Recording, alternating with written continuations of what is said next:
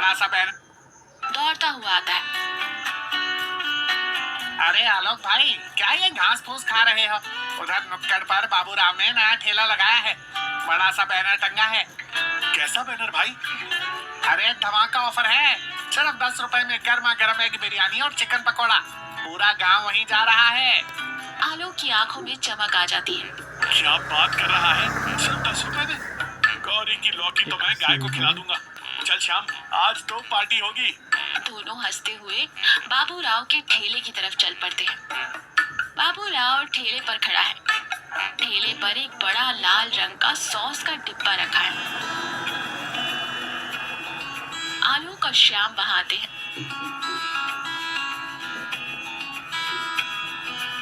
बाबूराव भाई, 2 प्लेट तुम्हारी वो 10 रुपए वाली एग बिरयानी लगा दो और साथ में पकौड़े भी।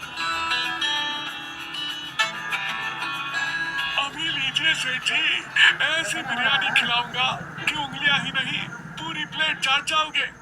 फिर दोनों को प्लेट देता है। आलोक बड़ी उत्सुकता से बिरयानी में चम्मच चलाकर कुछ ढूंढने लगता है। उसका चेहरा कंफ्यूज्ड है। अरे बाबूराव, तूने एग बिरयानी बोली थी ना, इसमें अंडा तो कहीं दिख ही नहीं रहा। अरे आलोक भाई, 10 रुपए में क्या तुम्हें डायनासोर का अंडा दूं? मेरी बात ध्यान से सुनो, ये चावल मैंने उसी मुर्गी के सामने रखकर उबाले हैं जिसने अंडा दिया था। इस चावल के कण कण में अंडे की आत्मा और खुशबू बसी है। तुम आंख बंद करके चबाओ, तुम्हें अंडे का पूरा फील आएगा।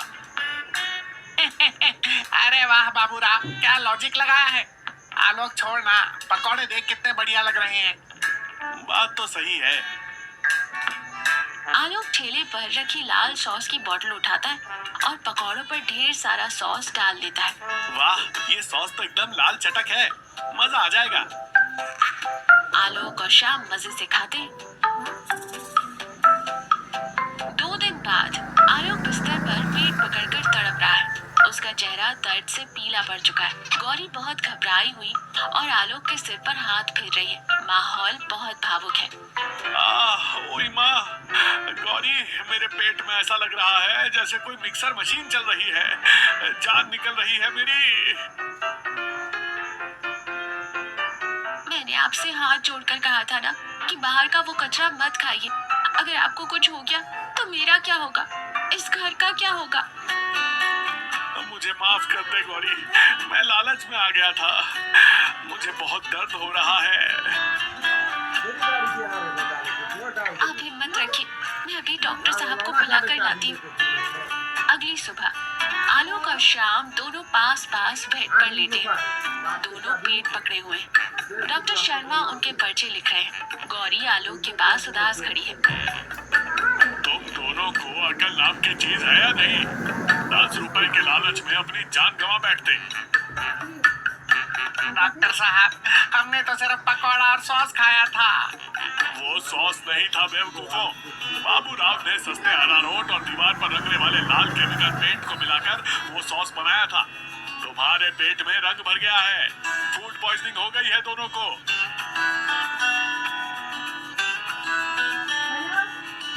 देखिए आपने, 10 रुपए बचाने के चक्कर में आज हजारों रुपए इलाज में लग रहे हैं। और वो दर्द जो आप सह रहे हैं वो अलग।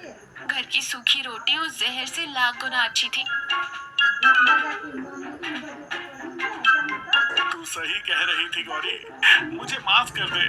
मुझे समझ आ गया है कि जो खाना प्यार और सफाई से घर पर बनता है उसकी कोई कीमत नहीं होती।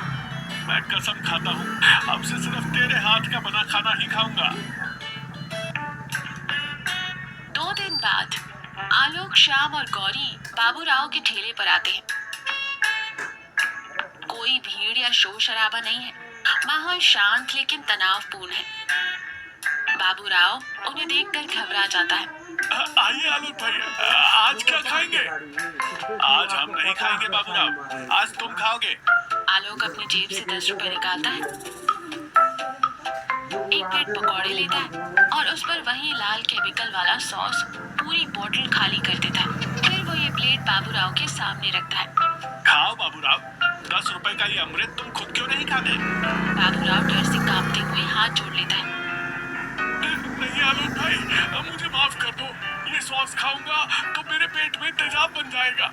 मैं मानता हूँ मैंने कमाने के चक्कर में एक्सपायरी डेट का माल और नकली रंग मिलाया था।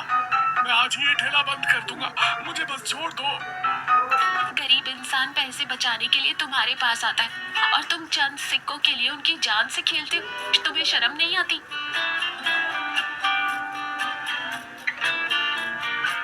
दोस्तों, सस्ता देखकर हमेशा लालच में नहीं पड़ना चाहिए। असली स्वाद और असली सेहत सिर्फ हमारे घर के खाने में है, जो हमारी माँ, बहन या पत्नी पूरे प्यार से बनाती है। बाहर के इस मिलावटी रंग रोगन से बचिए, क्योंकि सेहत है तो सब कुछ है। आलोक प्यार से गौरी की तरफ देखता है। गौरी मुस्कुराती है और श्याम पीछे से कहता है, अरे आलोक, आज घर में लौकी की सब्जी बनी है क्या? मुझे भी खिला देना। और सब लोग हंस पड़ते हैं।